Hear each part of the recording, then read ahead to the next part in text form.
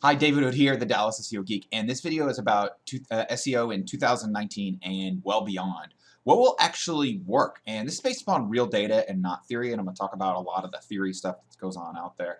Also, the kind of the long term, well beyond 2019, what Google wants to think about, and I'm going to give you some very specific tips that can really change your SEO destiny. SEO can be extremely profitable if you do it right, but can also, you can also spin your wheels for years and get nothing. About me real quick, I've been doing SEO for over 10 years now. I've ranked more websites than I can remember. My main brand is Dallas SEO Geek, and I help a lot of people, businesses, grow their sales through search engine optimization. This is based upon real data, again, not based upon theory. Part of the reason why there's a lot of kind of theory floating around there is Google. They send out lots of misinformation and half-truths, and that's fine, and I understand that. I don't hold that against them. I don't expect them to give people the formula for, oh, well, this is what's most important, and this is not what's really important. There are these lists out there of all the Google SEO factors, and while that's technically true, some factors matter exponentially more than others, and that's why I use half-truths in there, because some of the stuff they say is kind of true, but it misses the point to a certain degree. Another reason why there's a lot of BS out there is that there are a lot of bloggers out there blogging about SEO who've never actually ranked a website.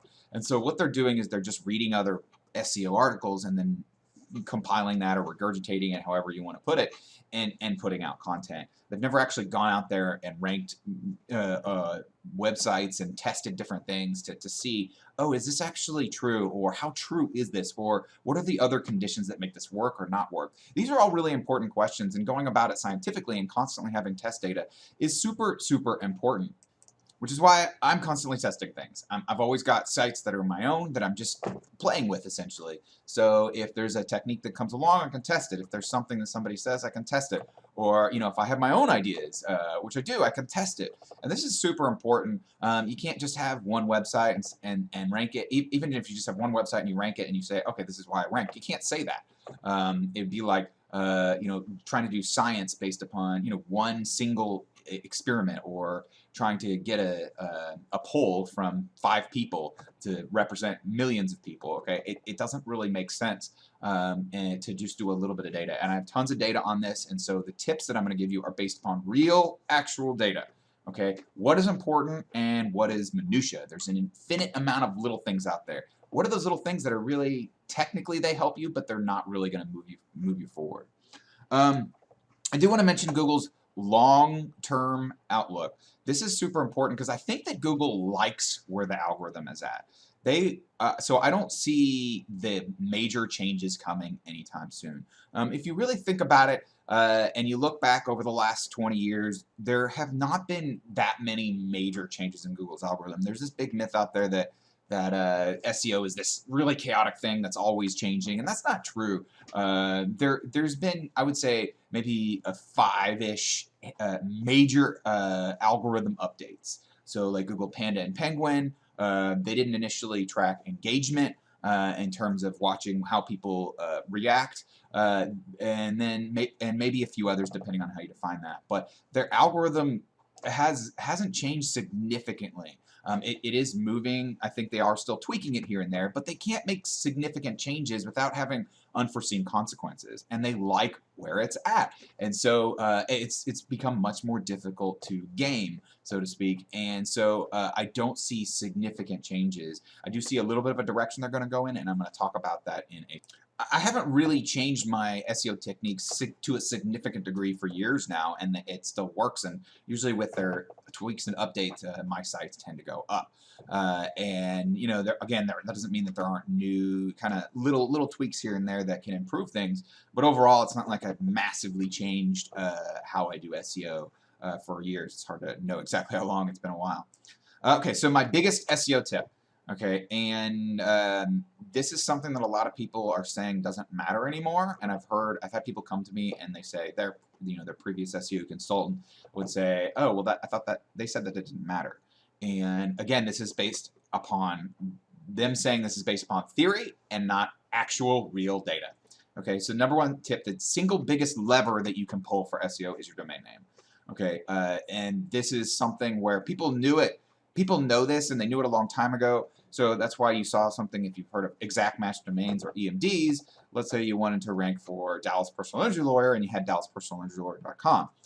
It's going to be a whole lot easier to rank that than Steve and Joe's lawpractice.com or just practice.com or something. The more words or phrase, any word or partial phrases that you can put in your domain name helps you rank for those specific things much easier. You'll need less of the link building, of the off-page SEO. It'll just be easier to rank. Now that said, that doesn't mean that I recommend exact match domains. They can be very tricky, and I personally like to have at least one sort of branded word in there. And I also don't usually like having locations, even though I have it in my own domain name, which I created in like 2011. I don't really recommend having the location in there. That doesn't mean you can't, but I think that having the kind of the words, so you know, having if you're a personal injury lawyer, having like SBJ, let's say that those are like the 3 partners, SBJ personalinjurylaw.com.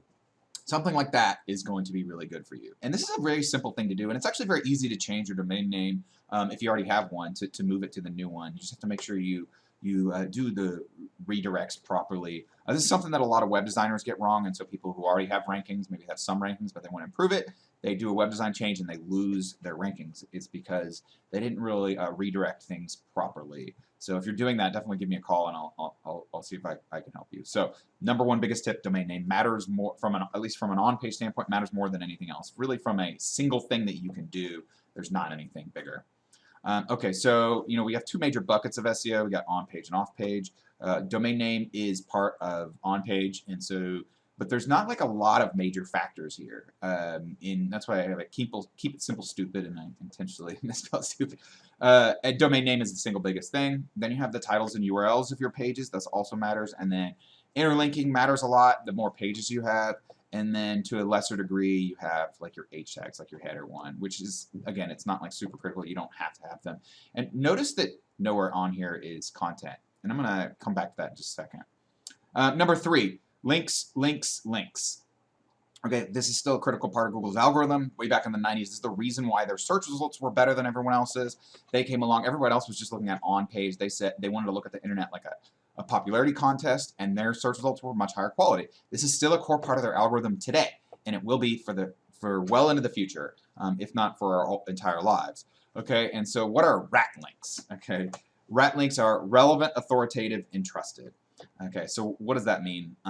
Well, first of all, relevant is the area where Google is going, and it's the area where they didn't look at before, and they're going more and more towards relevancy.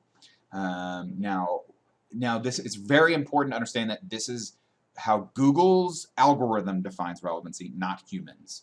Okay, so explaining exactly how Google's algorithm determines relevancy is beyond the scope of this video. If you want to know more, give me a call and we can talk about it. But sometimes people look at a site and they think it's not relevant, but it actually is relevant, and vice versa. Sometimes people think that a site, just because they're blogging about personal injury law, does not necessarily mean Google's going to think that it's relevant. Okay, and so that's something that's really important to consider. Also, I want to point out there's a lot of like outreach link sellers, and I have analyzed the sites, a lot of them. I've tested them, and I've analyzed the sites that they give you, and in most cases, more than half of the sites fail essentially my quality check, where I wouldn't want links from them if it was 100% free. Okay, so you got to really be careful with all these outreach link building services. They tend to be very expensive, and it also, building links is not just about getting links. It's about kind of the whole picture. What is your on page? What are the links that you currently have? What are the properties of those links you currently have? What are the properties of the links you're getting? So some outreach links are good, and some outreach links are bad, and some outreach links are useful. It's not so much about the type of the links as the properties of the links.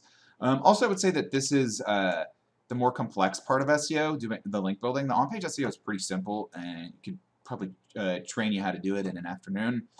Link building is much more complicated. If you think about it, Google's kind of looking at the internet as a whole almost.